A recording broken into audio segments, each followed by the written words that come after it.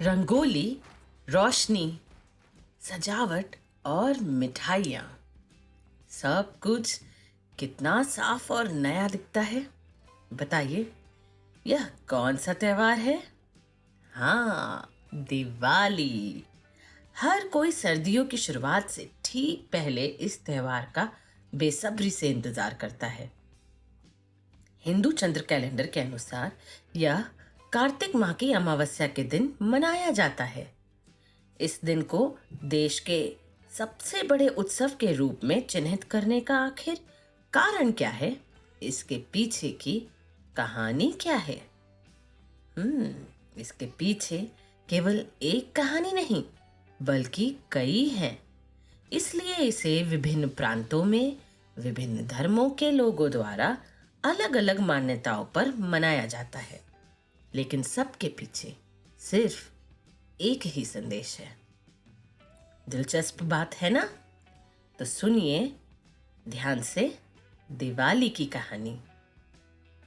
उत्तर भारत में दिवाली के लिए लोकप्रिय पौराणिक कथा श्री राम की है, जो जंगलों में 14 साल का वनवास पूरा करने के बाद इस दिन अयोध्या लौटे थे। वनवास के दौरान भगवान राम, उनकी पत्नी सीता और भाई लक्ष्मण को कई कठिनाइयों का सामना करना पड़ा। राक्षस रावण द्वारा माँ सीता का अपहरण कर लिया गया था और उसने समुद्र के पार लंका नामक अपने राज्य में माँ सीता को बंधक बनाकर रखा था। तब हनुमान जी, जामवंत और वानरों की सेना की मदद से भगवान राम ने समुद्र पार किया, रावण के साथ युद्ध लड़ा और उसका वध किया।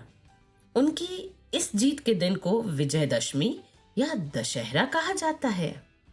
इसके तुरंत बाद जब भगवान राम अयोध्या लौटे तो उस दिन कार्तिक अमावस थी।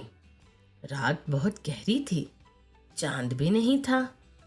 इसीलिए अयोध्या के लोगों ने उनका स्वागत करने के लिए मिट्टी के दिए जलाए और दीपों से पूरी अयोध्या सजा दी।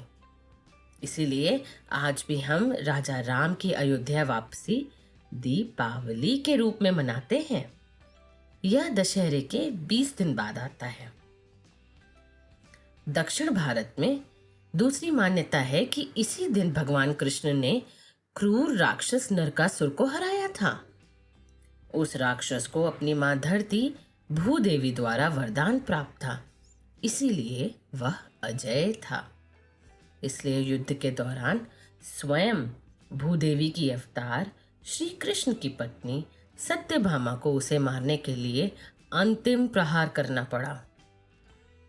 पश्चिमी प्रांतों में यह दिन महत्वपूर्ण इसलिए है क्योंकि इस दिन भगवान विष्णु ने अपने वामन अवतार में एक ब्राह्मण के रूप में राक्षसों के राजा महाबली को अपनी माया से पाताल लोक भेज दिया था। और उधर पश्चिम बंगाल में इस दिन काली माँ की पूजा की जाती है, क्योंकि इसी दिन माँ दुर्गा ने अपने उग्र रूप में सभी राक्षसों को मार डाला था और केवल भगवान शिव ही उनके क्रोध को वश में कर सकते थे। आपने माँ काली की छवि को अपनी लाल जीवा लटकाए हुए देखा होगा। उसी क्षण उन्होंने गलती से महादेव पर कदम रख दिया था और वह सब कुछ नष्ट करने से रुक गई थी। जैन धर्म के अनुसार भगवान महावीर ने दिवाली के दिन निर्वाण प्राप्त किया था, इसलिए जैन बौद्ध भी दिवाली मनाते हैं। सिखों के लिए दिवाली महत्वपूर्ण है क्योंकि उनके छठे गुरु हरगोबिंद सिंह 52 राजकुमारों के साथ इस दिन 1619 में जेल से रिहा किए गए थे। दिवाली के दिन अमृतसर में स्वर्ण मंदिर गुरु की वापसी का जश्न मनाने के लिए जगमगाता है। दिवाली के महत्व के बारे में बताने के लिए अभी भी कई अन्य कहानियां हैं, लेकिन इन सब के पीछे एक ही संदेश है, एक ही विश्वास है कि हमेशा बुराई पर अच्छाई की जीत होती है, झूठ पर सच की होती है, क्रूरता पर दयालुता की, डर पर साहस की और अहंकार पर विनम्रता की जीत होती है। अच्छाई का रास्ता हमेशा बड़ों की शिक्षा और ईश्वर की करुणा में विश्वास रखने से मिलता है। बुराई हमेशा अहंकार और उपेक्षा के साथ आती है। इसलिए व्यक्ति को पाप करने से बचना चाहिए और सही गुणों को अपनाना चाहिए। हमेशा सही रास्ता याद रखने के लिए, अपने नियंत्रण में रहने के लिए हम अपने घरों में पूजा करते हैं। दिवाली के दिन हम देवी लक्ष्मी से प्रार्थना करते हैं, जिन्होंने इसी शुभ दिवस पर भगवान विष्णु से विवाह किया था। देवी से प्रार्थना करने पर भगवान विष्णु भी प्रसन्न होते हैं, जो अपने अलग अलग अवतारों में इस पवित्र दिन पर हमेशा विजयी बने। ऐसा माना जाता है कि माँ लक्ष्मी दिवाली पर सबसे स्वच्छ घर में प्रवेश करती हैं। हम गणेश जी की भी प्रार्थना करते हैं, क्योंकि सबसे पहले उन्हीं का आह्वान करते हैं। जहाँ माँ लक्ष्मी धन और समृद्धि लाती हैं, वहीं गणेश जी धन और सौभाग्य को संभालने के लिए ज्ञान देते हैं। परिवार के साथ इस दीपावली पर आप सभी सुरक्षित और खुश रहें। आपको ढेरों शुभकामनाएं, आशीर्वाद और हाँ, मिठाइयाँ और पकवान मिले।